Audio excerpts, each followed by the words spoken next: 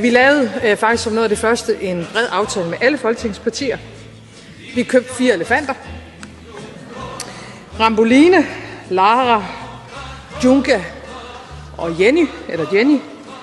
Hvad vi ikke vidste, da vi gik i gang med det køb, og det skal man jo ikke grine af det her, det er jo, at Ramboline, altså den ene af elefanterne, også havde en ven, en bedste ven, en kamel.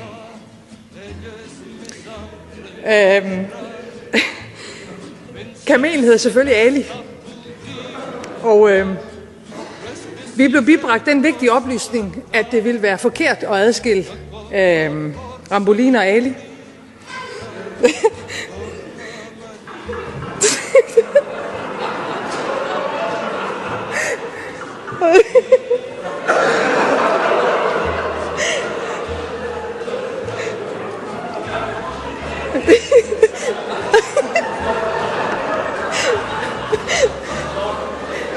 Og